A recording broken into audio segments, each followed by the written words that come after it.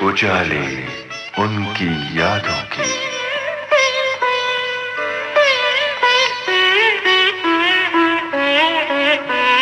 उजाले उनकी यादों की।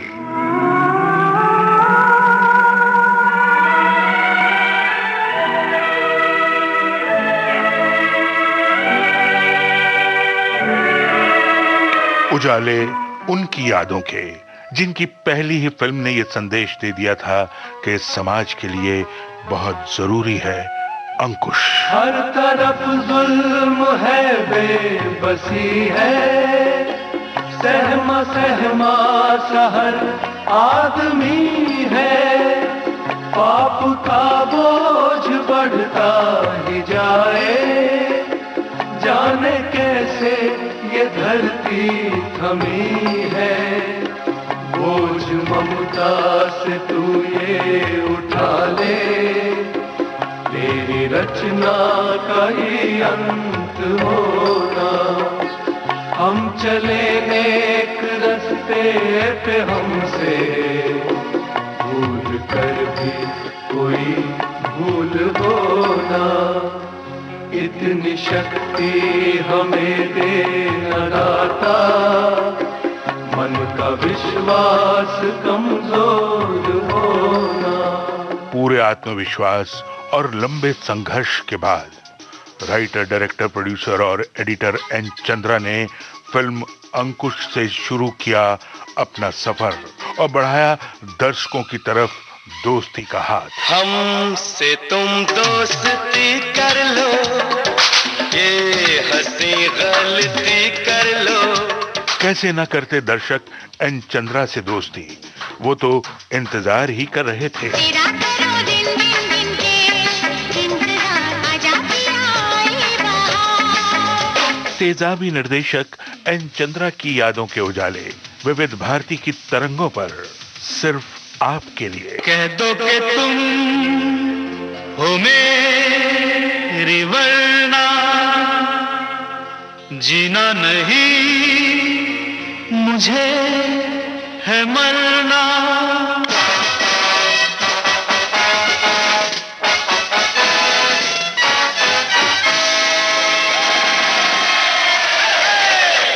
उजाले उनकी यादों के इस कार्यक्रम में निर्माता, निर्देशक, फिल्म संपादक और लेखक एन चंद्रा अपनी यादों के उजाले बांट रहे हैं। आपसे बातचीत की है अमरकांत दुबे ने। तो आइए सुने इस बातचीत का तीसरा भाग। अब आपके सामने तो बहुत एकदम जो मैदान था वो इस तरह से था कि छक्का कहाँ मारे ये बहुत आसान था आपके लिए। उसमें और फिर क्या बात हो गई कि ये फिल्म शुरू होने वाली थी, इतने में बापू साहब ने और एक फिल्म साइन की, और इस बार वो फिल्म थी बोनी कपूर की। ये फिल्म थी वो 7 दिन, जिसमें अनिल कपूर को बड़े लेवल पे वो लॉन्च कर रहे थे जी, और पद्मिनी कोल्हापुरे थी, नसीरुद्दीन शाह भी थे जी।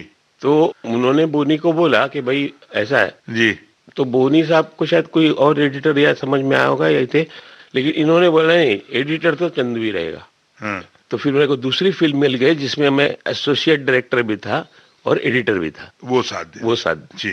अब यहाँ पे आपकी नसीर के साथ दूसरी फिल्म थी जी, नसीर के साथ, है ना जी। तो फिर एक अच्छा रेपो भी बना होगा, बन गया था। और अनिल कपूर की तो शुरुआत थी वो जी, फिल्म सुपरहिट हो गई। और बेजुबान भी बहुत अच्छी गई थी। ऐसे मतलब सक्सेसफुल फिल्म, अबव एवरेज थी वो फिल्म।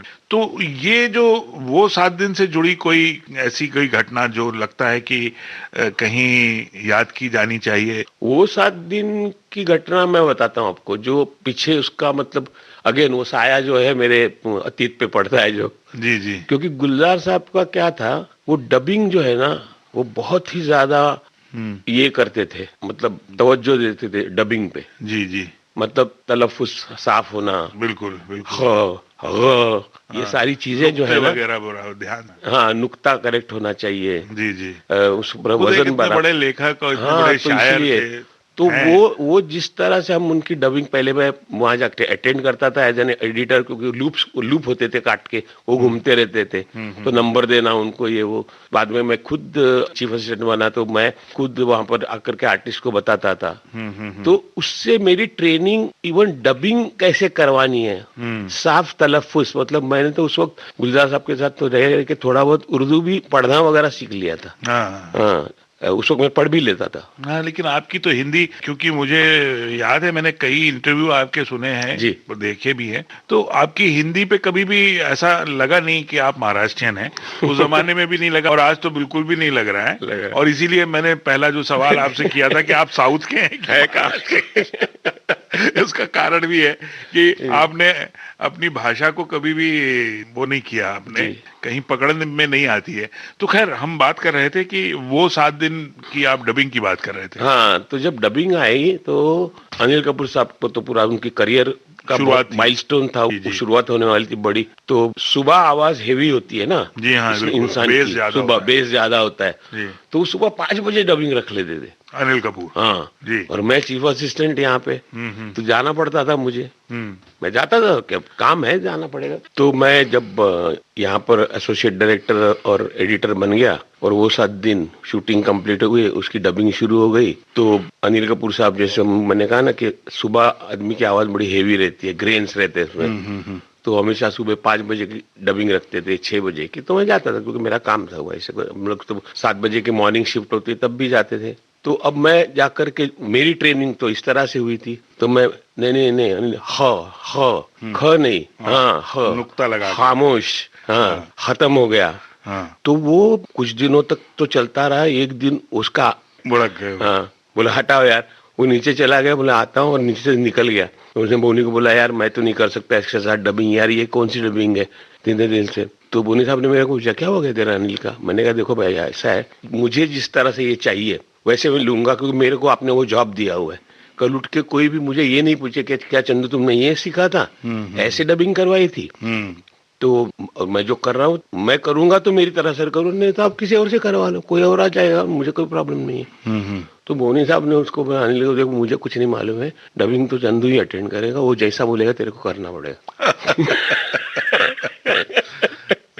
लेकिन उससे क्या, हम लोगों की दोस्ती भी ठीक हो गई। वो नुक्ते ने बहुत अच्छा नुक्ता लगा दिया आपकी जिंदगी में। बिल्कुल। किए दूर से बात नहीं कर सकती आप? अरे काट नहीं खाऊंगी मैं तुम्हें, इतना डरते क्यों हो मुझसे? डरते हैं? अरे डरेंगे क्यों, किराया पहले ही दे चुके तुम्हारे नाना जी को। ओहो, किराया थोड़ी ही मांगने आई हूँ मैं, इतना पूछने आई हूँ कि अगर कोई तुम्हें पहले से ही गाना लिख के दे तो भी तुम उसकी धुन बना सकोगे? फिर वही बात, देखा छोटू, ये मराठी छोकरी फिर चैलेंज फेंक रही है प्रेम प्रताप पटियाले वाले को।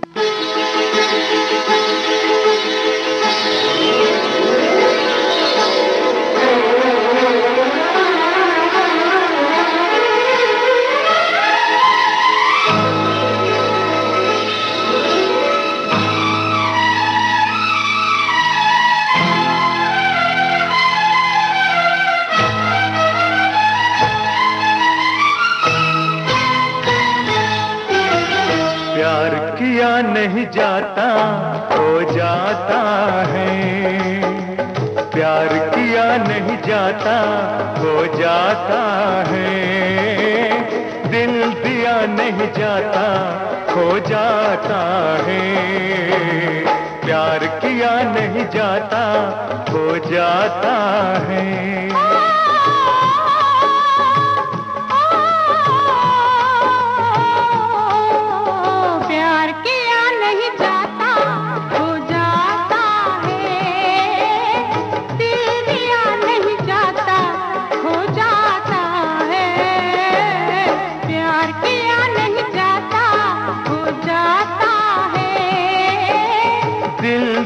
नहीं जाता हो जाता है।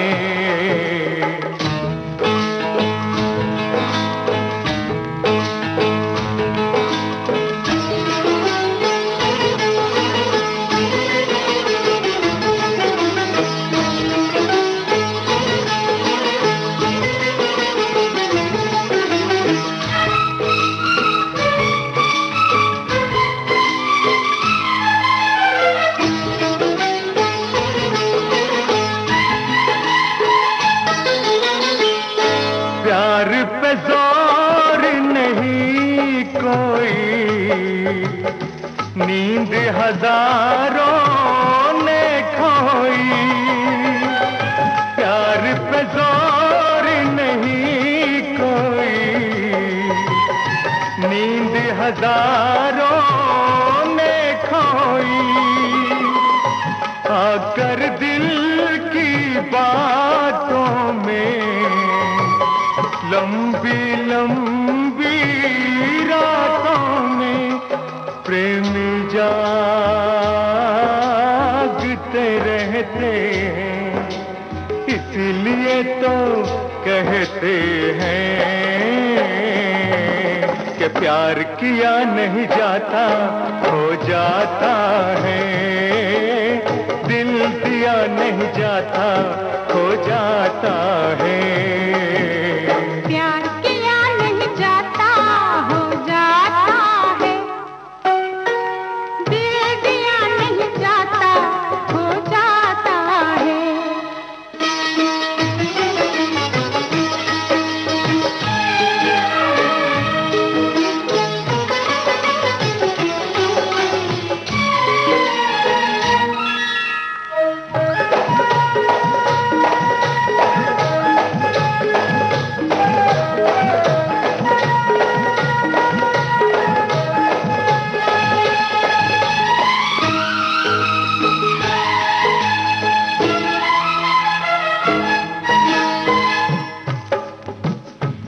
दिल का बंधन ऐसा है,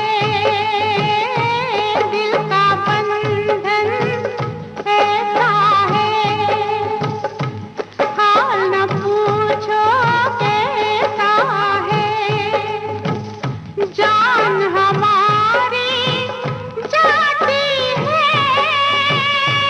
या तुम्हारी आती है, या तुम्हारी आती है, आँख से आंसू बहते हैं, इसीलिए तो कहते हैं कि प्यार किया नहीं जाता हो जाता है, दिल दिया नहीं जाता हो जाता है। प्यार किया नहीं जाता हो जाता है, दिल दिया नहीं जाता हो जाता है।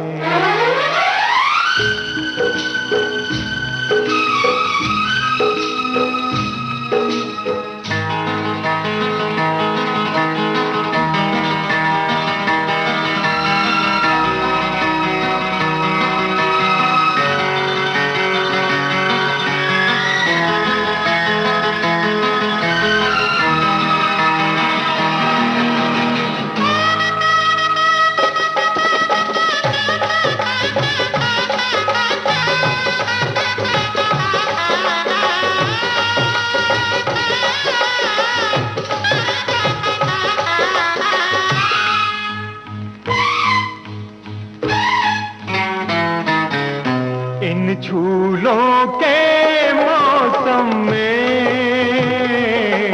इन फूलों के मौसम में, इन झूलों के मौसम में, इन फूलों के मौसम में, कांटे प्यार चुभोता है, दर्द जिगर में होता है, हंस के हम सब सहते हैं, इसीलिए तो कहते हैं कि प्यार किया नहीं जाता हो जाता है, दिल दिया नहीं जाता हो जाता है। प्यार किया नहीं जाता हो जाता है, दिल दिया नहीं जाता हो जाता है। प्यार किया नहीं जाता हो जाता है, दिल दिया नहीं जाता हो जाता है। साहब, यहाँ तो ये वो 7 दिन का जो सिलसिला था, ये एक बहुत अच्छी आपने बात बताई। और या मुझे आज की बात याद आती है, समझ आती है, जैसे अब ये ख का नुक्ता और क का नुक्ता तो लोग आज के आर्टिस्ट जानते भी नहीं है, नहीं। उनको पता ही नहीं कि नुक्ता क्या होता है। वो तो छोड़िए, बहुत ज्यादा। अभी मुझे किसी ने एक फिल्म के लिए पूछा, तो मैंने कहा आप अगर है तो भेजिए। उन्होंने मुझे स्क्रिप्ट ईमेल की, तो वो रोमन इंग्लिश में लिखी हुई थी। हाँ, तो मैंने उनको बोला कि भाई वो रोमन इंग्लिश में, उसमें तो हिंदी भाषा इंग्लिश में लिखी हुई है। तो उन्होंने बोला सर हमें तो वहां पर पता चला था कि बॉम्बे में वहां पर लोगों को पढ़ना नहीं आता हिंदी स्क्रिप्ट, तो वो सारे रोमन इंग्लिश में हिंदी पढ़ते हैं। अरे मैंने कहा मैं उसमें से नहीं हूँ, मैं उर्दू भी पढ़ लेता हूँ। मुझे तो ये है, मतलब तो दूर की बात है, हिंदी स्क्रिप्ट पढ़ना बहुत ज्यादातर लोग आज के नहीं जानते, क्योंकि वो अंग्रेजी मीडियम से आए हैं। अगर अच्छे घर के हैं तो घर में भी अंग्रेजी बोलते हैं, स्कूल में भी दोस्त अंग्रेजी हैं, तो हिंदी पढ़ने का तो कोई वो। और जब आप हिंदी भाषा यानी लिपि को नहीं, आप देवनागरी लिपि को अगर आप पढ़ नहीं रहे हैं, तो उसका जो सही प्रोनाउंसिएशन है वो नहीं मालूम, कैसा पता चलेगा? ख तो दूर की बात है। अभी देखिए, अगर हम बात करें सिर्फ मुझे, MUJHE लिखते हैं, बराबर। अब इसको अपने हिसाब से लोग प्रोनाउंस करते हैं। मैं का स्पेल जो करते हैं MAIN, अब इसमें N लिखना भूल जाए तो मैं बोलेंगे, तो मैं न बोलेंगे ही नहीं उसका। तो इस तरह की कई चीजें हैं। खैर, हम तो इस समय एन चंद्रा के जीवन में जो नुक्ते लगे हैं उनकी बात कर रहे हैं। लेकिन आप याद रखिए, मेरे को किसी को या यंगर जनरेशन को क्रिटिसाइज करने वाली बात नहीं हो रही है। हम भी क्रिटिसाइज नहीं कर रहे हैं, हम क्रिटिसाइज नहीं कर रहे हैं, लेकिन कहीं ना कहीं वो खुद भी इस बात को समझते हैं जी, वो आर्टिस्ट भी समझते हैं। लेकिन अब उनके पास एक बहुत अच्छी लाइन है, फिल्म तो हिट है ना। सही बात। अब क्या है कि दर्शक भी उस तरह से चीजों को एक्सेप्ट करने लगे हैं जी। शायद जनरेशन भी, देखने वाली जनरेशन जो है वो भी अब वही देखना चाहती है, या जो भी है। बहरहाल, हम वो 7 दिन के बाद अगर आगे बढ़ें तो अब हमको कहाँ ले चलेंगे आप अपनी यादों की उजाले में? कहाँ हम जाएंगे जहाँ एन चंद्रा इंडिपेंडेंट एडिटर तो बन गए थे जी, अब इंडिपेंडेंट डायरेक्टर बनने की जो कवायद थी, जो यात्रा थी, जो जर्नी थी जी, वो कैसे आपकी आगे बढ़ी? तो एक्चुअली हुआ ये कि जैसे मेरे पास अभी है, मैं एक फिल्म आती थी तो 2 डिपार्टमेंट में देख रहे थे, तो 2 चेक आते थे। बिल्कुल, एसोसिएट डायरेक्टर का भी आता था, एडिटर का भी आता था। तो मैं वर्ली के, अभी तक याद है, संडे को मैं ऐसे ही दोपहर को लेटा हुआ था और सडनली मुझे ऐसा लगा कि कहीं ना कहीं कॉम्प्लेसेंसी, मतलब ऐशो आराम जो बोलते हैं ना, मैं भी सेटिस्फाइड हो गया हूँ। और सेटिस्फाइड आदमी ना आगे कुछ भी नहीं कर सकता। बिल्कुल सही। जो अनसेटिस्फाइड आदमी है वही तलाश में रहेगा कि मुझे सेटिस्फेक्शन कैसे मिलेगा, मुझे मुकाम मिलेगा कैसे। बिल्कुल। तो मैंने उस वक्त डिसाइड किया कि मैं अब किसी और की स्क्रिप्ट नहीं पकड़ूंगा तो अपनी स्क्रिप्ट पकड़ूंगा। और फिर जब बापू साहब ने दूसरी फिल्म, एक फिल्म थी उन्होंने साइन की थी, तब मुझे बोला, तो मैंने कहा मैं एसोसिएट डायरेक्टर अभी नहीं रहूंगा, अगर आप मुझे एडिटर रखेंगे तो मैं आपको बहुत शुक्रगुजार रहूंगा, क्योंकि वो काम तो मैं करना चाहता हूँ, लेकिन मैं अभी एसोसिएट डायरेक्टर नहीं बनना चाहता। और मैंने वहां से एसोसिएट डायरेक्टर की ये छोड़ दी और सोचा कि अभी मैं खुद डायरेक्टर बनूंगा कहीं। और फिर तलाश जारी, प्रोड्यूसरों से मिलता था, इससे मिलता था। लेकिन क्या है कि उस वक्त का जो एरा था उसमें भी प्रोड्यूसर ये चाहता था कि भाई आपको मैं ब्रेक दे दूं, क्योंकि वो ब्रेक देना बोलते हैं कि आपके ऊपर इतना पैसा लगा और आप डायरेक्टर बन जाएं उस फिल्म के, तो उसमें आप क्या, व्हाट इज द, आप यूएसपी क्या है आपकी, या आप प्लेटर पे क्या लाने, कंट्रीब्यूशन क्या है जो लाएंगे। तो उस वक्त जनरली क्या होता था कि जनरली एसोसिएट डायरेक्टर के वक्त वो आदमी जो है वो आर्टिस्टों के साथ अपने ऐसे कुछ रिलेशंस बना लेता था कि वो कहता था साहब मैं उसको लेके आ सकता हूँ, वो बड़े हीरो को ला सकता हूँ। और वो बड़ा हीरो कभी कभी तेरे को मिल रहा है ब्रेक, हाँ चल मैं करता हूँ करके हो जाता था जी जी। लेकिन मैं कभी भी इस एंगल से कभी भी आर्टिस्टों के साथ जाकर के दोस्ती नहीं बनाई कि मेरे को आगे जाकर के इसका कुछ काम आने वाला है। मैं अपना काम करता था, उनको जितना इम्प्रेस हो या कुछ भी हो। तो मैंने फिर 1-2 बार ट्राई किया इधर उधर, लेकिन मुझे लगा कि यार नहीं, मैं नहीं कर पाऊंगा ये। तो फिर मैंने सोचा कि अभी क्या है, कैसे होगा फिर ये। मैंने कहा यार अगर मैं दूसरे को कह रहा हूँ कि भाई मुझे ब्रेक दे दो और दूसरा नहीं लगाना चाहते तो आप खुद को ही ब्रेक दे दो। बिल्कुल सही बात है। हाँ, अपना रास्ता खुद ही बनाओ। तो फिर उसी वक्त एक आया था लड़का सुभाष करके, वो फिल्म बनाना चाहता था और फिर हम लोगों ने बोला बनाते हैं। तो उसको पता चला मैं गुलजार साहब का असिस्टेंट हूँ, तो वो भी ऐसे कोई ढूंढ रहा था, बड़े डायरेक्टर को साइन कर नहीं सकता, छोटी फिल्म बनानी। तो गुलजार साहब के ही सीनियर थे देबू सेन करके जी, जो ये लोग विमल राय प्रोडक्शन से आए थे, विमल राय के चीफ असिस्टेंट हुआ करते थे देबू सेन, तो वो राइटर भी थे। तो उनकी एक कहानी थी, वो मिले, मुझे पहचानते थे वो क्योंकि गुलजार साहब के यहाँ मिलते भी थे।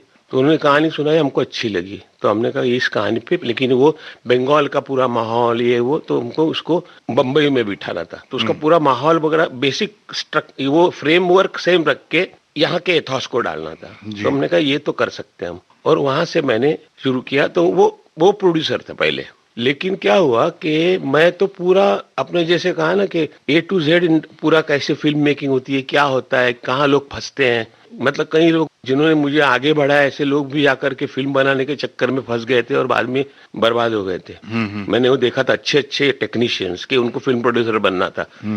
तो ये इसने जब पहले मेरे को बोला कि अपने ये करते हैं और ये कहानी, मैंने कहा तुम्हारे पास पैसे कितने हैं? तो बोला कि मेरे पास ये है इतने सारे 3-4 लाख रुपए। मैंने कहा यार 3-4 लाख रुपए में फिल्म बनेगी नहीं, कम से कम 12-15 लाख रुपए होने चाहिए। उस वक्त भी ये बहुत ही कम था, बहुत कम था। हाँ, फिर भी मैं बोला इतना तो होना चाहिए। वो नागपुर का था, बोला नहीं मैं तो मैंने मामा से बात की है और उनकी वहां पर शॉप्स वगैरह है, उन्होंने बोला तू बना ले, बाद में मैं हूँ। मैंने कहा देखो सुभाष जी ऐसे नहीं बनता है, तुम फंस जाओगे, मैं तो असिस्टेंट हूँ, मैं तो डायरेक्टर हूँ, कल उठ के 4 रील बनेगी ना, ये नए लोगों के ना कोई बिकने लगा। अगर तुम्हारा मामा, पहले आके मामा से बोलो पैसे दे दो। उसे लगा यार ये किसी बात करता है, मेरा मामा है जिसने मेरे को बोला हुआ है। हमने कहा ठीक है बना लो। वो शेड्यूल हो गया, 4 लाख खत्म हो गए, वो गया। और मामा ने उसको बोला कि नहीं यार मेरी भी सुख पोजीशन नहीं है, मेरे ऐसा हो गया है, मेरे को नुकसान हो गया है, अभी तो मैं पैसे वैसे कुछ नहीं। और ये वापस आ गए। मैं तो एडिटिंग में था, मेरे पास एडिटिंग की फिल्में थी। तो ये बाहर आकर के दुखी बन करके बैठा रहता था कि अब मैं क्या करूं, मैं तो बर्बाद हो गया। मैंने कहा मैं तेरे को पहले बोला था। तो मैंने कहा मेरा अनुभव यही बोल रहा था कि ऐसा मत कर, तू भी आके तुमने किया। और मेरा मन फिल्म में लग गया था, मुझे मालूम था कि कुछ अच्छी चीज मैं बना रहा हूँ, क्योंकि स्क्रिप्ट मैंने लिखी थी। वो मुझे पूरा जो मेरा अनुभव था वर्ली नाके का, जो बेरोजगारी का वगैरह, वो सारी किरदार जो है इसमें सारे किरदार वहीं से ही उठाए हुए हैं, टुकड़ों टुकड़ों में वो इंसिडेंट्स उठाए हुए हैं वहां से जो घटे थे हमारे सामने। तो फिर उस वक्त मैंने एडिटिंग वगैरह काम करके फ्लैट ले लिया था वर्सोवा में खुद का, और मैं वहां रहता था। उसके बाद मैं वर्ली पे शिफ्ट हुआ था, लेकिन फ्लैट मेरे पास था। तो अचानक एक दिन मैंने बोला कि चलो मैं रिस्क ले लेता हूँ। मैंने वाइफ से बात की कि हम लोग ये फ्लैट बेच देते हैं और पैसा डाल के ये फिल्म कंप्लीट करते हैं। जब मेरे आसपास के लोगों को पता चला तो बोले तू कर क्या रहा है, बर्बाद हो जाएगा। बट मुझे मालूम था कि अब ये फिल्म बनाने के लिए मुझे ये स्टेक पे लगाना ही पड़ेगा। तो मैंने सोचा क्या हो जाएगा, पैसे चले जाएंगे, हुनर तो नहीं कोई ले सकता, अभी भी किसी की फाइल कर सकता हूँ, एसोसिएट बन सकता हूँ, अभी भी एडिटिंग कर सकता हूँ, वो तो कोई नहीं लेगा ना मेरे से। जी जी बिल्कुल सही बात है। वो तो मेरा हुनर तो मेरे पास ही रहेगा ना, पैसा जाएगा। बिल्कुल। तो मेरी बीवी को बोला, उसने बोला कि अगर तुम चाहते हो, वो बिल्कुल मतलब पहाड़ की तरह मेरे पीछे खड़ी हो गई। लेकिन उन्होंने क्या किया, उन्होंने एप्लीकेशन करके उसको बैंक में उसने नौकरी कर ली ताकि घर चलता रहे। क्योंकि ये बच्चा है ना, ये एक हो चुका था 84 में, बड़ा वाला लड़का युगांधर। तो बैंक में उसको नौकरी मिली, she started doing the job. हमने उस फ्लैट के ऊपर पैसा निकाल के वो फिल्म, तब भी वो फिल्म कंप्लीट नहीं हुई। फिर मैंने अपने बहन के जेवरात थोड़े उसने रखने को दिए थे, वो हमने गिरवी रखे और भी कुछ किया, कर करके वो फिल्म जाकर के कंप्लीट की। और बाद में जो बना वो हिस्ट्री। आया मजा दिलदारा, आया मजा दिलदारा,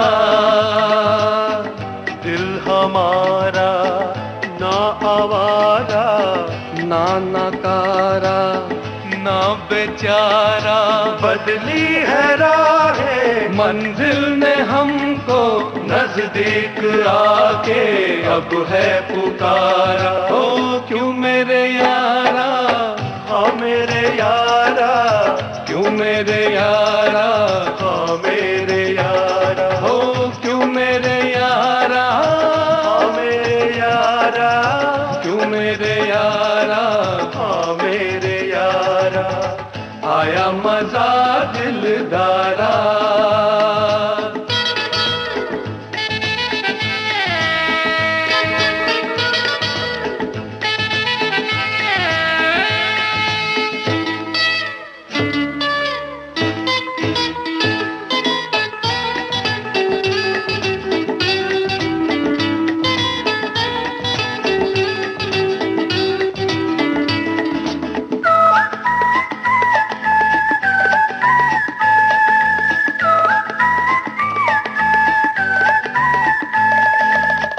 ना किसी से झगड़ा करेंगे, अब ना कोई हम लफड़ा करेंगे, अब ना किसी से झगड़ा करेंगे, अब ना कोई हम लफड़ा करेंगे।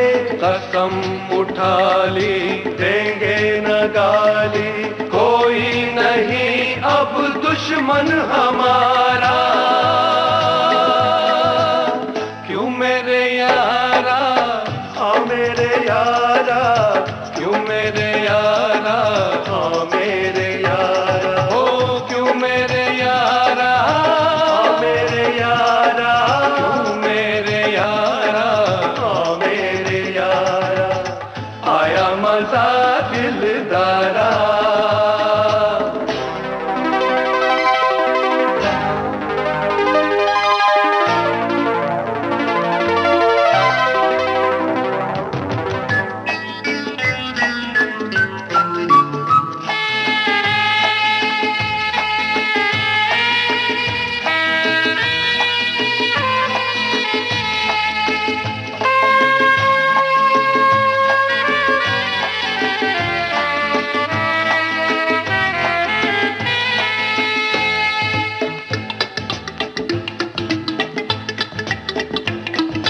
अब समझे तदबीर से ही तकदीर बदल सकती है, हो सच्चाई से ख्वाबों की तस्वीर बदल सकती है। राज हमने जान लिया है, जग से न जीता खुद से जो हारा। क्यों मेरे यारा, हाँ मेरे यारा, क्यों मेरे यारा, हाँ मेरे यारा, ओ क्यों मेरे यारा, हाँ मेरे यारा, क्यों मेरे यारा, हाँ मेरे यारा, आया मजा दिलदारा।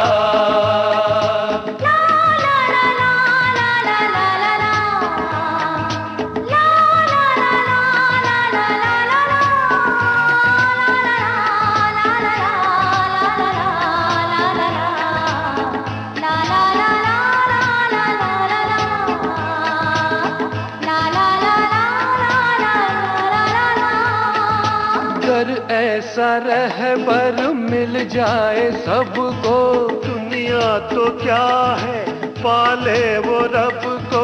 अगर ऐसा रहबर मिल जाए सबको, दुनिया तो क्या है पाले वो रब को। रब तो सभी के दिल में बसा है, सबको उसी रहबर का सहारा। क्यों मेरे यारा, हाँ मेरे यारा, क्यों मेरे यारा, हाँ मेरे यारा, ओ क्यों मेरे यारा, हाँ मेरे यारा, क्यों मेरे यारा, हाँ मेरे यारा, ओ आया मजा दिलदारा, आया मजा दिलदारा। दिल हमारा ना आवारा, ना नकारा, ना बेचारा। बदली है राहें मंजिल ने हमको, नजदीक आके अब है पुकारा। ओ क्यों मेरे यारा, हाँ मेरे यारा, क्यों मेरे यारा, हाँ मेरे यारा, ओ क्यों मेरे यारा, हाँ मेरे यारा, क्यों मेरे यारा, हाँ मेरे यारा, ओ क्यों मेरे यारा, हाँ मेरे यारा, क्यों मेरे यारा, हाँ मेरे यारा। ओ क्यों मेरे यारा। ये तो इसका आर्थिक पक्ष था जी। जो पीछे छूट गई बात वो ये कि फिल्म की जो प्लानिंग थी, अभी हम आर्थिक पक्ष को पूरी तरह से समझ गए कि फिल्म किस तरह से सारे इन आर्थिक परेशानियों से गुजर के कैसे वहां तक पहुंची, लेकिन परेशानियां तो और भी थी कि जैसे कौन कौन से आर्टिस्ट लेंगे, किस तरह से शूट होगा, कहाँ शूट होगा, क्योंकि एक लिमिटेड बजट में, और वो भी लिमिटेड बजट भी तब जबकि आपके पास पूरे पैसे हैं नहीं, और आपको मालूम भी नहीं है कि आएंगे या नहीं आएंगे, आएंगे तो कितने आएंगे। बिल्कुल। ऐसी स्थिति में एक फिल्म बनाना बहुत मुश्किल काम है, बल्कि नामुमकिन काम है। तो ये सारी बातें किस तरह से हुई, और जाहिर सी बात है कि हम अंकुश की बात कर रहे हैं, हमारे श्रोता भी समझ गए होंगे। तो वो जो एक कलाकार, खास कलाकार आपने लिया, नाना पाटेकर जी, जो उस समय एक अलग तरह के कलाकार माने जाते रहे हैं जी। तो ये सारी चीजें भी तो बताइए कि वो कास्टिंग आपने किस तरह से की, कलाकारों को कैसे चुना आपने, ये थोड़ा सा समझाएं आप। तो सबसे पहले तो मैंने उसको बोला था कि देखो हमको इतने बजट में ये फिल्म बनानी है। उस वक्त ये था कि वो 4 लाख डालेगा, 4 लाख जो भी होंगे, और बाकी उसको मामा देने वाला। इस बेसिस पे मैंने वो पहले तो मना कर दिया था कि ऐसा मत कर, लेकिन वो माना नहीं। उसको लगा कि इसको क्या करना है, मैं तो लाना वाना। मैंने फिर बताया तू पैसे तेरे के रिस्क ले रहा है, क्योंकि मैंने बहुत लोगों को ऐसे इसमें, और फाइनली हुआ। वो तो बात की बात है। मैंने कहा चलो एक काम करते हैं। हमने ये डिसाइड कर लिया था कि कोई भी कलाकार जो है ना 10,000 रुपए के ऊपर का नहीं लेने का। 10,000 रेम्यूनरेशन के ऊपर जो मांगेगा ना वो हमारे लिए नहीं है, वो चाहे कोई स्टार हो। मैंने इतने लोगों के साथ काम किया था, मैं जा सकता था, लेकिन मुझे मालूम है कि जब आप मुफलिसी में किसी आर्टिस्ट के पास जाते हो ना, जो नॉन आर्टिस्ट है, बड़ा आर्टिस्ट है, तो बाद में ना वो आपको शायद फिल्म कर भी लेना, तो उसके प्रायोरिटी पे आप लास्ट में होते हैं, उसकी प्रायोरिटी पे आप आखिरी में होते हैं, और सारा बाद में आपको ही भुगतना पड़ता है। इसलिए मैं सोचा कि नए लोगों, लेकिन फिल्म बननी चाहिए, फिल्म बनना जरूरी है। तो हमने कहा ये ऐसा करते हैं। तो उस वक्त नाना पाटेकर को मैंने एक मराठी फिल्म में विलन के रोल में देखा था। नीलू फुले और उनका बेटा ये बने थे। तो हमने एक्चुअली इनको बुलाया था विलन के रोल के लिए, वन ऑफ द विलन्स।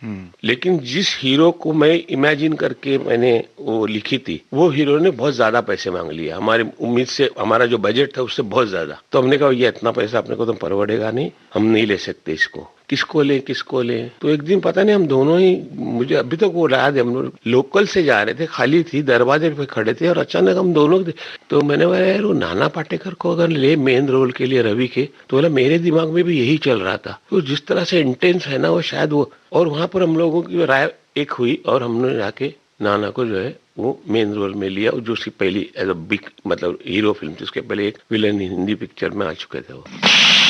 अब वो नहीं छोड़ेंगे तुझे, अकेले में पकड़ेंगे, रात को उठा ले जाएंगे घर से। तो आने देना, एक एक को देख लूंगा, मैं किसे कहूँ क्या? इसमें तेरी भी तो जान जा सकती है। तो जाने देना जान, लेकिन जाते जाते 3-4 को लेके जाऊंगा। मरने से कौन डरता है यार? Don't talk shit. सवाल मौत का नहीं है अर्जुन, सवाल यह है कि वो मौत आती कैसे। 3 बरस पहले जब मुझे तू पहली बार मिला था ना, तो तेरे दिल में एक आग सी थी कुछ कर दिखाने की। देखते देखते तू कितना बदल गया यार।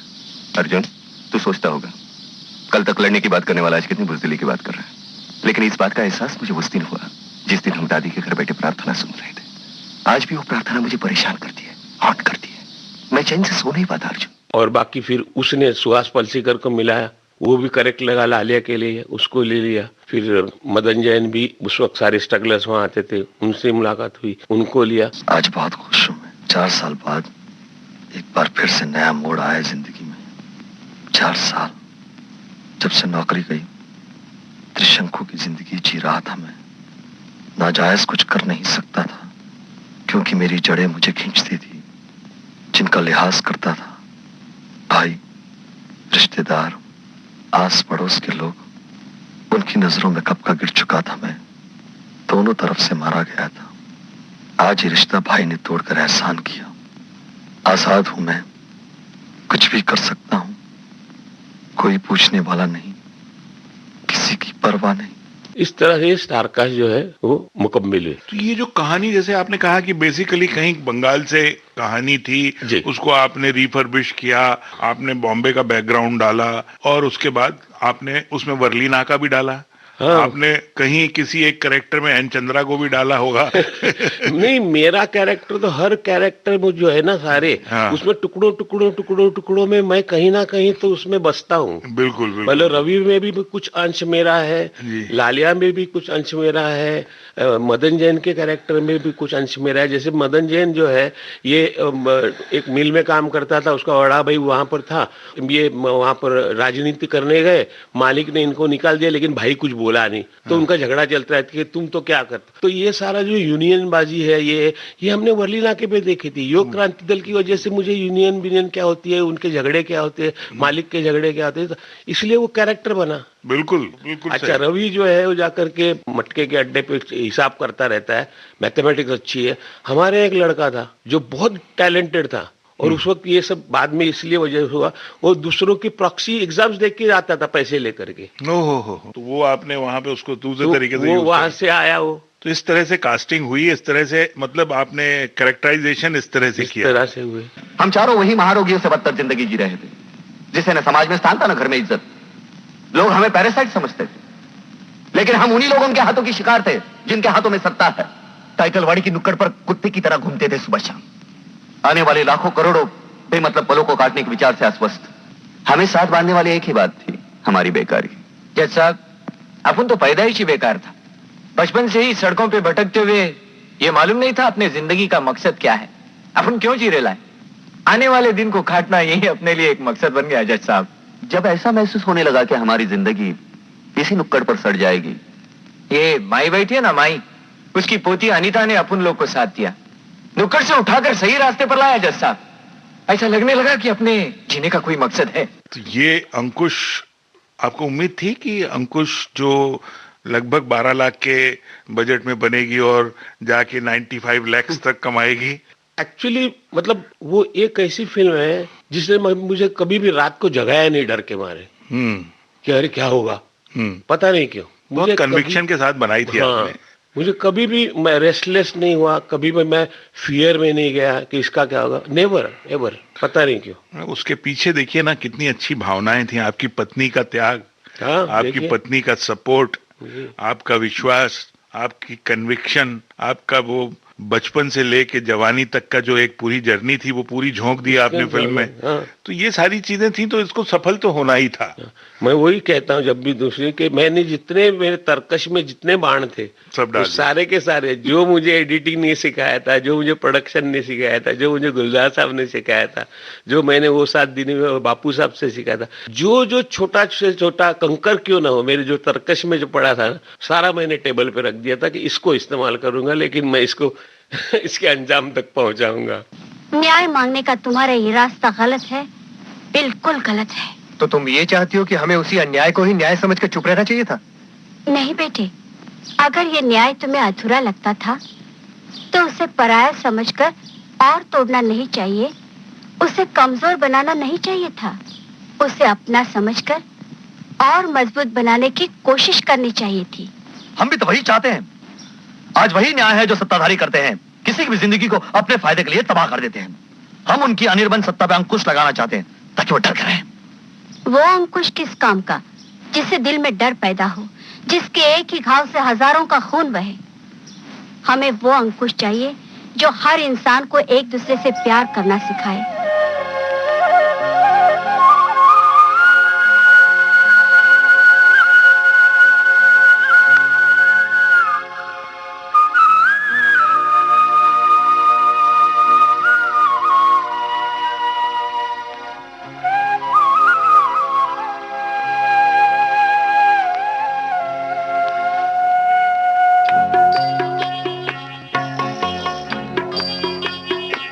इतनी शक्ति हमें देना दाता, मन का विश्वास कमजोर होना। इतनी शक्ति हमें देना दाता, मन का विश्वास कमजोर होना। हम चले नेक रास्ते पे हमसे भूल कर भी कोई भूल होना। इतनी शक्ति हमें देना दाता, मन का विश्वास कमजोर होना। हम चले नेक रास्ते पे हमसे भूल कर भी कोई भूल होना। इतनी शक्ति हमें देना दाता, मन का विश्वास कमजोर होना।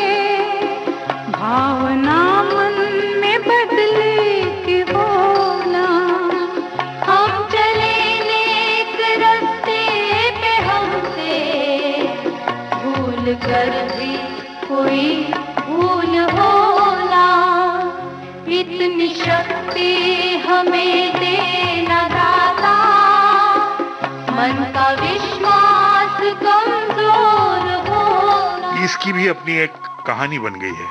ये जो प्रेयर है, एन चंद्रा ने न जाने क्या सोच के इस फिल्म में लिया होगा, लेकिन आज ये हमारे देश के कई स्कूलों में सुबह की जो प्रेयर होती है उसमें ये जो इतनी शक्ति हमें देना दाता, ये प्रेयर के रूप में बच्चे गाते हैं। जी जी जी। और इससे ये समझ में आता है चंद्रा साहब की कहीं ना कहीं संगीत से भी, उनके बोलों से, गीतों से, संगीत से, धुन से भी आपका एक अच्छा नाता रहा है। अब इसकी वजह शायद ये भी हो सकती है कि आपने गुलजार साहब के साथ काफी लंबा समय निकाला, और ये जहां तक मुझे मालूम है अभिलाष जी की लिखी हुई रचना है, और अभिलाष जी का विविध भारती से बहुत अच्छा नाता रहा है हमेशा से।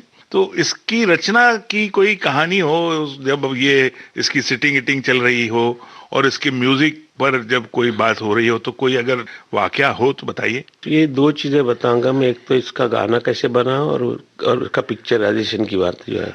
तो मैं वर्ली इलाके पे रहता था, मैंने बताया ना आंगन था वहां पर, जहाँ पर युग क्रांति दल के लोग भी आके बैठते थे और डिस्कस करते थे, कार्ल मार्क्स भी करते थे। तो वहां पर एक छोटी सी दीवार थी जिस पर बैठ सकते थे, पैरापेट्रिक 2.5 फीट का। तो अभिलाष जी और मैं वहां पर बैठते थे और मैं उनको जितना मुझे फिल्म में इसके क्या थॉट चाहिए, और वो अभिलाष जी बिल्कुल सटीक तौर पे, मतलब मैं तो कभी तो था नहीं, मैं विचार बना सकता था, क्योंकि ये कोई इंडिपेंडेंट गाना नहीं था, ये गाना था जो मेरी फिल्म की फिलॉसफी को रिफ्लेक्ट करे, है ना। तो वो इंडिपेंडेंटली पोएट को कभी नहीं समझ में आएगा जब तक द डायरेक्टर और the writer should explain him कि इसमें मुझे क्या मजमून चाहिए, फिर वो मजमून को कैसे इसमें तब्दील करना है, फिर उसमें अपनी एडिशन करनी है, क्योंकि उन्होंने भी एडिशन की।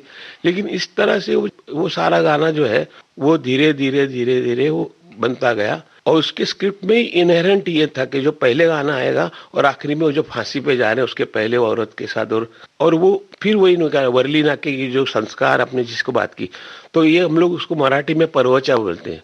तो जैसे शाम होती है, जैसे बत्ती जलती थी, उस वक्त हम लोग परवचा बोलते थे, कोई प्रार्थना होती थी वो, तो वो उसमें मैंने डाला था। वो देखिए वो पूरा फ्लैशबैक खत्म होता है, अंधेरा हो चुका है, जैसे वो बुढ़िया बत्ती जलाती है और दोनों गाना शुरू करती है, इतनी शक्ति, वो परवचा बोलती है। ये हमारे संस्कृति, महाराष्ट्रियन संस्कृति में है, ये हमारे हर घर में ये रिवाज उस वक्त चलता था, सिर्फ हमारे नहीं, जितनी घर थे सारे। तो जब वो गाना पिक्चराइज करने का वक्त आ गया, तो मैं खुद बहुत ज्यादा, मतलब ऊपर वाले के ऊपर विश्वास करता हूँ, कोई अज्ञात शक्ति पे विश्वास करता हूँ, लेकिन मैं प्रेयर करो, घंटों भगवान के सामने बैठो, ये मैं पर्सनली, मैं ये नहीं कहता हूँ कि जो कर रहा है वो गलत कर रहा है, मैं नहीं करता। तो इसलिए मेरा जमीर नहीं कहता था कि यार ये, तो अगर आप देखेंगे ना तो उसमें दोनों औरतें, मतलब भगवान को आपको याद करना है तो आप अपना काम करते हुए भी कर सकते हो, वो दोनों थ्रू आउट काम कर रही है उसके अंदर, बिल्कुल दे आर वर्किंग। वो दिया लगाती है, वो उधर जाती है, बीच में जानबूझ के ये अंडरलाइन करने के लिए, वो लड़की अंदर किचन में है, माँ कहती है कि बेटी चावल चढ़ा दिए, हाँ चावल चढ़ा दिए, फिर गाना शुरू होता है। तो आप अपना काम करते हुए, रोजमर्रा की जिंदगी जीते हुए भी भगवान को या जिसको आपको याद करना उसको कर सकते हो। जरूरी नहीं है कि आप जाके कहीं पर उसके सामने बैठ के भजन मंजी रहेगा, वो भजन नहीं हो, देखिए आप उसको, they are working throughout. वो सब्जी निकाली उसने, सब्जी काटने लग गई, लेकिन वो परवचा गा रही है। हम ना सोचे हमें क्या मिला है, हम ये सोचे किया क्या है अर्पण, फूल खुशियों के बांटे सभी को, सबका जीवन ही बन जाए मधुबन। अपनी करुणा का जल तू बहा के कर दे पावन हर एक मन का कोना। हम चले नेक रास्ते पे हमसे भूल कर भी कोई भूल होना, इतनी शक्ति हमें देना दाता, मन का विश्वास कमजोर होना।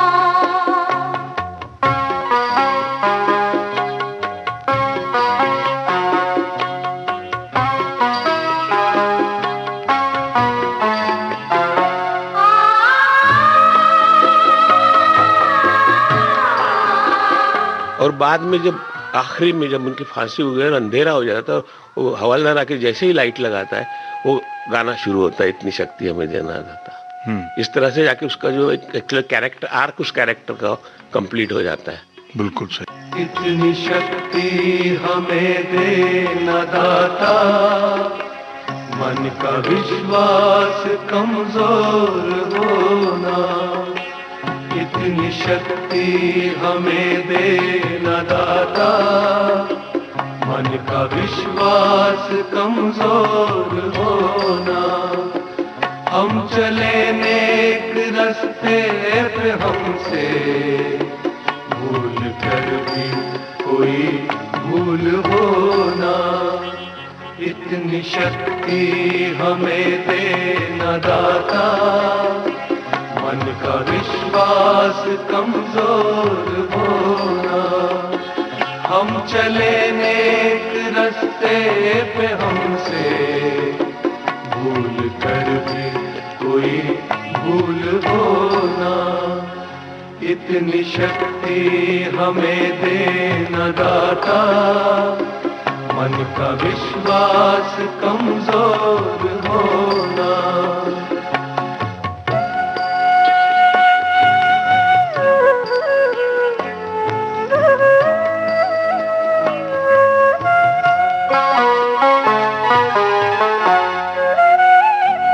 हर तरफ जुल्म है, बेबसी है, सहमा सहमा शहर आदमी है।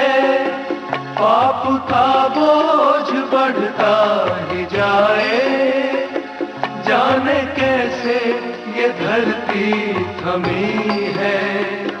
बोझ ममता से तू ये उठा ले, तेरी रचना का ही अंत होना।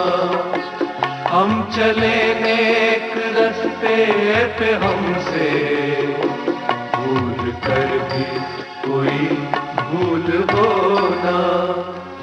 इतनी शक्ति हमें देना दाता, मन का विश्वास कमजोर होना।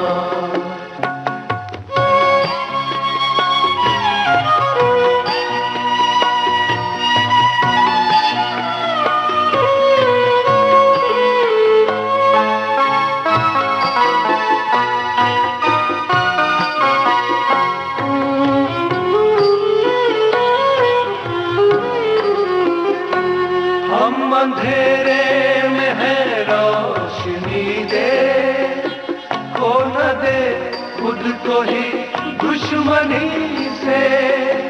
हम सदा पाए अपने दिए की, मौत भी हो तो सहले खुशी से।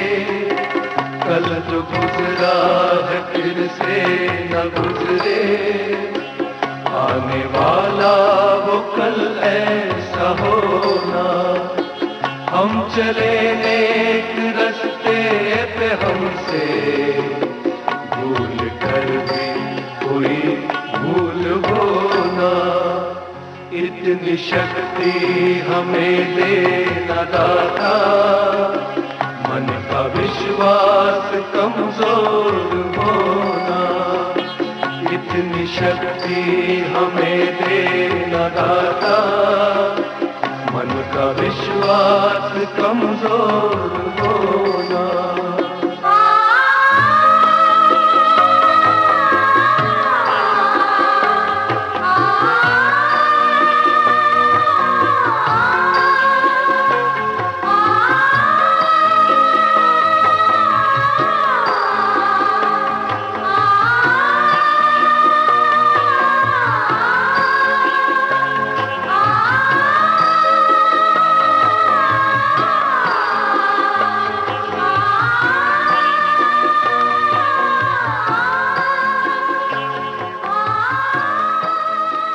तो ये सारे you have to put your own experience, your own beliefs in the characters.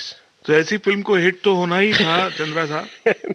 ये आज हमारे जो श्रोता कार्यक्रम को सुन रहे हैं वो इस बात को अब अच्छी तरह से समझ गए होंगे कि एक फिल्म जब बनाता है एक, चाहे वो लेखक हो, निर्माता हो, निर्देशक हो, उसके पीछे कितनी मेहनत, कितनी मतलब शक्ति लगा देता है, वो अपनी जिंदगी लगा देता है उसके पीछे, उस दिन तक का जीवन जो उसने जिया है वो सब झोंक देता है उसमें, तब जाकर वो फिल्म अंकुश बनती है। बिल्कुल। अब जब ये अंकुश बन गई चंद्रा साहब, जैसे कि हमारे श्रोता भी जानते हैं, दुनिया जानती है, आज भी ये फिल्म जब टीवी पर आती है, किसी प्राइवेट चैनल पर आती है, तो ऐसा मैं नहीं समझता कि कोई दर्शक होगा कि जो उसको अलग कर दे वो उसको तो देखेगा ही देखेगा। आपने फिर उसके बाद क्या सोचा, क्या आपको लगा कि अब मेरी राह आसान हो गई है, या आपको ये लगा कि अब मेरी जिम्मेदारी बढ़ गई? मैं एग्जैक्टली इस बेसिस पे नहीं सोच रहा था कि मेरी इजी बढ़ गई है। मुझे इतना हो गया था कि फिल्म रिलीज होने के बाद बम्बई के जितने मशहूर बैनर्स थे, जो नाम लो अब, जितने बड़ा, सारे के सारे मेरे साथ फिल्म बनाना चाहते थे, क्योंकि उनको पता चल गया था फिल्म देख करके ये कोई फ्लूक वाला डायरेक्टर नहीं है, he is the man who knows his job very well. तो हर बड़ा बैनर जो है वो मुझे साइन करना चाहता था, और एक आध दो फिल्में मैंने साइन कर भी ली थी। लेकिन उसी वक्त क्या हुआ, एक बड़ा अच्छा इंसिडेंट, मतलब वियर्ड सा हो गया कि पूर्णचंद्र राव करके साउथ के बहुत बड़े प्रोड्यूसर थे, तो के पूर्णचंद्र राव मुंबई आए थे, तो उन्होंने देखी थी फिल्म और मुझे कहा कि भाई, उन्होंने मीटिंग अरेंज करवाई और मुझे बोले कि आप मेरे लिए फिल्म करेंगे। मैं कहा क्यों नहीं करेंगे सर, पूर्णचंद्र राव जी आपको इतना बड़ा नाम है, लेकिन क्या है सब्जेक्ट वगैरह ये हो। तो बातचीत करते करते उन्होंने ना मुझे एक सब्जेक्ट सुना ऐसे, ये तो मैंने कहा तो बड़ा कमाल का सब्जेक्ट है ये। बोले नहीं, ये एक्चुअली वहां पर ना एक फिल्म रिलीज हो गई है प्रतिघटना करके, ये उसका सब्जेक्ट है, इतनी बड़ी हिट हो गई है। तो बिल्कुल मुझे मतलब वो फिल्म और आपकी फिल्म मुझे वो याद आया, कह रहे ये तो चंद्रा ही इस तरह की फिल्म बना सकते हैं, बट दैट इज, तो मैंने कहा वो बना लेते, उनसे ले लीजिए। बोले नहीं, they are already in the process of making it in Hindi. वही डायरेक्टर जो राइटर डायरेक्टर है टी कृष्णा, वही डायरेक्ट कर रहा है और हिंदी में वो लोग बना रहे हैं, और शायद अगले महीने वो फ्लोर पे जाने वाली है। तो मैंने कहा ठीक है, हम लोग मिलते हैं फिर से, और सब्जेक्ट वगैरह हो जाए तो will go ahead it with it. बात आई गई हो गई, और भी लोग मुझे कांटेक्ट कर रहे थे, कुछ जगह तो बड़ी फिल्में मैंने साइन भी की थी। अचानक एक दिन क्या हो गया, मैं एडिटिंग में बैठा था, बांद्रा में एडिट कर रहा था कुछ किसी की दूसरी की फिल्म, और मुझे कोई आदमी ढूंढता हुआ आया। तो मैंने कहा, बोला यार कोई आया, राजश्री प्रोडक्शन से आए। मैं कहा अच्छा, तो आए, बोले कि सर क्या है वो, आप चंद्रा है ना? मैंने कहा हाँ। तो बोले कि वो राज बाबू आपसे मिलना चाहते हैं, ताराचंद जी भी आपको मिलना चाहते हैं कोई फिल्म के लिए। राजश्री प्रोडक्शन अपने आप में बहुत बड़ा बैनर। तो मैंने कहा चलो मिल लेता हूँ, क्या है देखें, क्योंकि अच्छा कुछ भी कहीं से आप जाएंगे मिलेंगे तभी निकलेगा ना। तो मैं गया, और उस दिन क्या हुआ था, जब वो पूर्णचंद्र राव जी ने मुझे जब सुनाया था ना प्रतिघटना की कहानी, तो उस वक्त मैंने घर पे आकर के वो कहानी बताई थी, और मेरा भाई भी उस वक्त था। मैं कहा देखो यार, ऐसी कोई कहानी, ऐसी कोई फिल्म मिले तो मजा आ जाता। लेकिन ये एक्चुअली बन गई ये फिल्म, और वो हिंदी में बना भी रहे, लेकिन ये this is what I want to make, this is something which is of my taste. और फिर वहां गया तो बैठे, ताराचंद जी ने बोला रे आपकी फिल्म देखी, ये है वो है, और हम एक फिल्म बनाना चाहते हैं, तो और आपको डायरेक्टर लेना चाहते हैं। मैंने कहा सर बताइए, लेकिन कुछ सब्जेक्ट है। तो मुझे बोला कि एक साउथ की पिक्चर है, उन्होंने प्रतिघटना का ब्रोशर मेरे सामने डाल दिया, और मैं, आप यकीन मानिए मुझे विश्वास नहीं हो रहा था। और पूर्णचंद्र राव जी के बाद 3 महीने के बाद की है, मेरे हिसाब से वो फिल्म उनके हिसाब से तो शुरू होने वाली, सब कुछ हो गया था। तो मेरा भाई उठ के बोलने लग गया था, अरे, मैंने कहा भैया चुप कर बोल मत कुछ भी। तो बोले कि ये है, ये वहां पर बहुत बड़ी हिट हो गई है फिल्म, ये एक्चुअली खुद ही बनाना चाहते हैं, जो प्रोड्यूसर हैं रामोजी सिटी वाले, रामोजी राव, वो प्रोड्यूसर थे उसके, और हम लोग उनके ऑल ओवर इंडिया के डिस्ट्रीब्यूटर भी है, और यहाँ एग्जीक्यूशन भी हम ही करने वाले थे, प्रोडक्शन हम करने वाले, तो आपको लेना चाहते हैं। तो फिर मैंने कहा कि शायद ये पिक्चर, लेकिन वो डायरेक्टर खुद टी कृष्णा वगैरह, तो उन्होंने बोला एक्चुअली वो डायरेक्टर है और वही राइटर है, तो उन्होंने इंसिस्ट किया था कि मैं किसी को नहीं दूंगा, ये फिल्म अगर मुझे मिलती है तो मैं हिंदी में मैं ही डायरेक्ट करूंगा। तो हमने कहा था आप कर लो, हम यहाँ पर सब कर रहे थे। तो उनको ब्लड कैंसर डिटेक्ट हुआ, और वो उनको रामोजी राव जी ने अमेरिका भेजा, पूरा ट्रांसफ्यूजन किया, वहाँ का इलाज किया, वापस आ गए।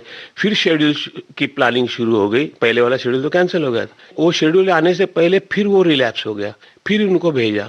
ऐसा हो रहा था, 2-1 महीना चला, और एक दिन क्या हो गया, उन्होंने जब वापस आए थे, उन्होंने हैदराबाद में आपकी फिल्म देख ली टी कृष्णा जी ने, अंकुश, और वहीं से वो आए, उन्होंने रामोजीराव को फोन किया कि एक फिल्म लगी है अंकुश, अगर इस डायरेक्टर को लेके आते हो ना तो मैं फिल्म छोड़ने को तैयार हूँ। तो it is T Krishna who said get this man for प्रतिघात, he will do the justice other than me, if you get him मैं विड्रॉ हो जाता हूँ। तो इस तरह से प्रतिघात फिर शुरू हुई। और ये कास्टिंग वगैरह ये सारा कुछ फिर आपने किया या वो फिर ऑलरेडी सेट था? उस वक्त की तरह वही होता था कि सारे मिलके डिसीजन लेते थे, ऐसा कोई मतलब वेटो पावर ऑफ कोर्स होता है। हाँ। जैसे कि उसमें वेटो पावर मैंने मेरा यूज किया था। हाँ जी। क्योंकि उसमें ओरिजिनल में विजया शांति करके वहाँ की सुपरस्टार थी।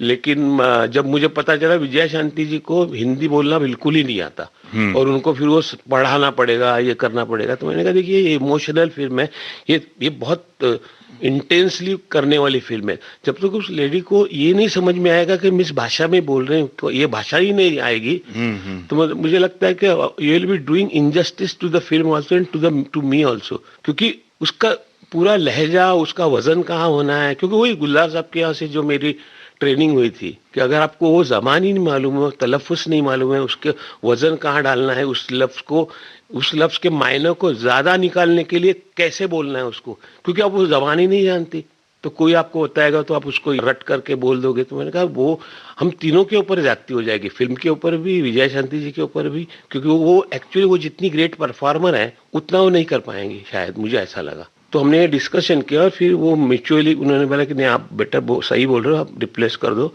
तब जाके हमने तलाश शुरू की और फिर सुजाता मेहता उसका प्ले चल रहा था चित्कार, वो जाके हमने देखा राजेश्वरी प्रोडक्शन के जो है सब लोग, और हमको लगा कि she has got that intensity and all that, और उसको कास्ट किया। फिर दुर्योधन दुशासन के पाप और नीति भरे राज में लिखूंगी महाभारत नया, रक्त भरे आंसुओं से आज मैं, चीर हरण का मान भंग का बाकी वेदना भरे, चीत्कार का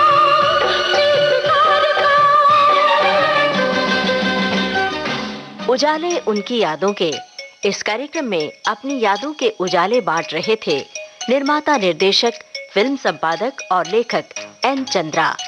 एन चंद्रा से बातचीत की अमरकांत दुबे ने। आज आप सुन रहे थे इस बातचीत का तीसरा भाग। चलने से पहले आपको बता दें, इस कार्यक्रम में तकनीकी सहयोग HR पाटले का, संयोजन तेजश्री शेट्टे का, प्रस्तुति सहयोग आकांक्षा सिंह। विविध भारती की ओर से इस कार्यक्रम की प्रस्तुतकर्ता अनुश्री पाठक। उजाले उनकी यादों